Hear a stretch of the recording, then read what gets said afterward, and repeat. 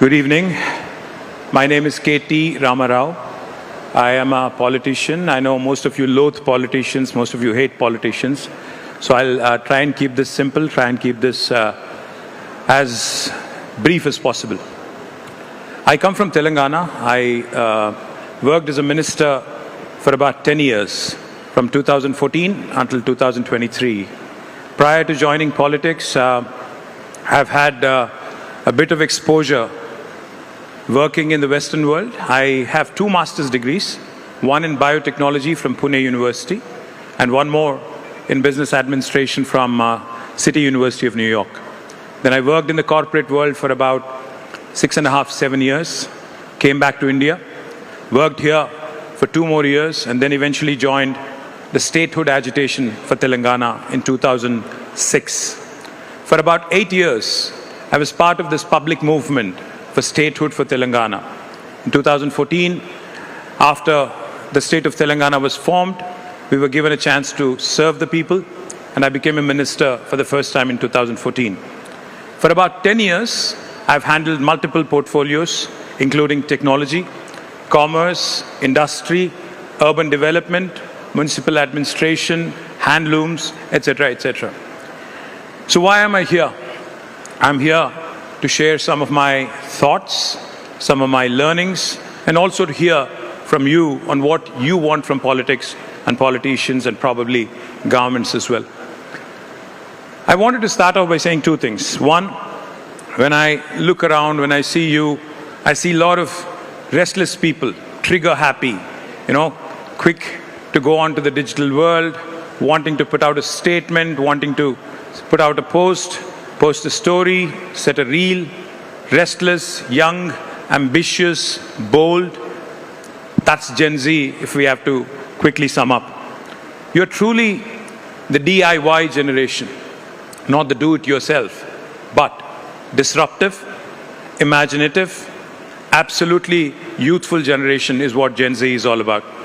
I would like to believe that my state, Telangana, is also a Gen Z state. Wanted to start off by saying 3 things. One,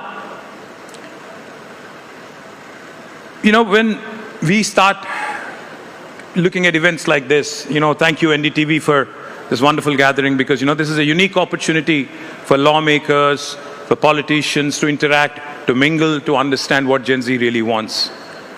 When I look through this room, I can think of 3 Gen Z journeys. One, of course, my children. I have a 20-year-old and a 16-year-old.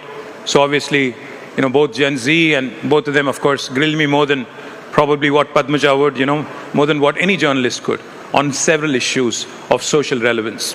2, of course, I meet a lot of youngsters as part of my job. I interact with a number of youngsters. I talk to a lot of youngsters. I keep getting fresh bout of energy every so often when I speak to them. 3, my state, which has done tremendously well in the last 10 years. Gen Z has truly conquered, has truly led the charge on the digital mediums. You guys have literally taken the world by storm, across the world. I'm not even talking India, I'm not talking my state. One of the things that I can think of from my state, where Gen Z had a positive impact by way of social media activism, was as recent as about 3 months ago. In my state, in my city, Hyderabad, when the government of Telangana wanted to sell about 400 acres of forest land, Gen Z, in the form of Hyderabad Central University students, led the charge and started demanding answers from the government on why they're selling a valuable piece of urban lung space, which is also a demarcated forest. Went on for a while. Eventually, even though the government was non-responsive, this apex court of India, the Supreme Court, responded. Supreme Court came to the rescue, and eventually, because of Gen Z's media activism, social media activism, 400 acres of land in Hyderabad was saved purely because of that activism. Now, does that mean mere social media activism? Does that mean mere social media presence is enough? No. I think Gen Z also has to step in, understand that this is your moment. This is your moment to seize. Why am I saying that? Because as the world is getting older, India is getting younger. India's median age today is 27. More than 50% of India is less than the age of 35. This is your time, this is your opportunity under the sun. This is the opportunity that you can seize. In case you're thinking this lecture is getting really boring, let me give you 3 examples of how generations in the past, youngsters in the past, have redefined their country's destinations. In 1985, China and India. You all know China, you all use Chinese products, I'm sure.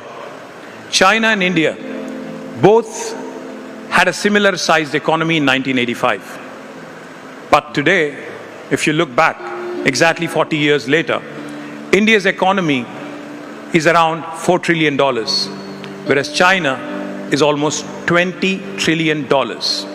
They're 5 times bigger than us.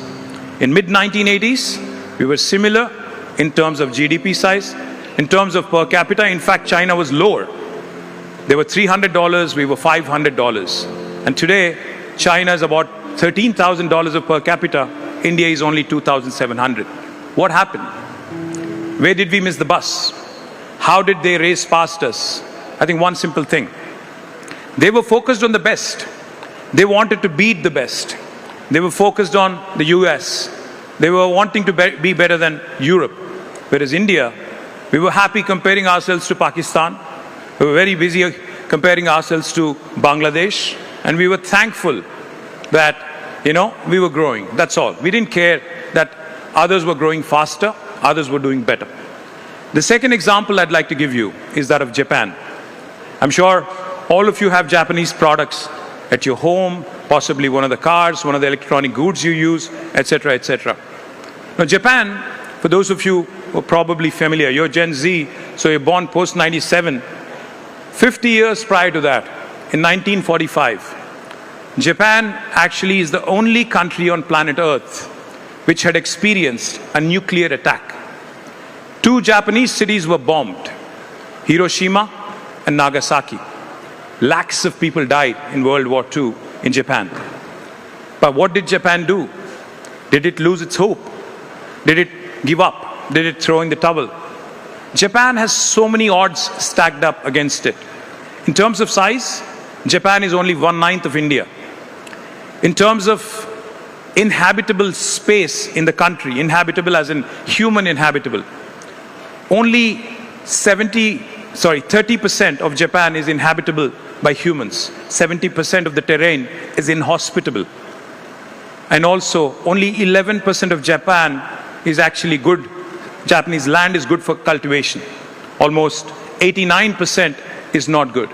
And also, Japan is frequently rocked by earthquakes, volcanoes, tsunamis. So there are natural disasters and then man-made disasters like atom bomb. But Japan didn't give up.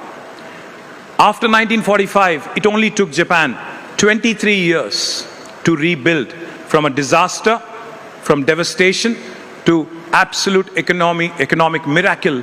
And by 1968, in less than 23 years, just by sheer innovation, industrialization, just by culture and mindset, Japan has become the 3rd largest economy in a span of 23 years.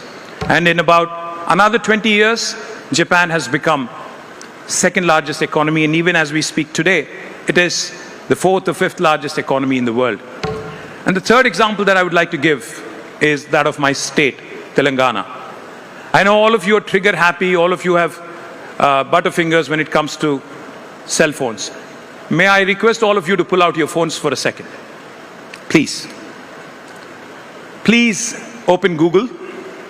Please type in the world's largest lift irrigation project. World's largest lift irrigation project. And I think you would find the answer. That is, can anybody tell me, please? Anyone?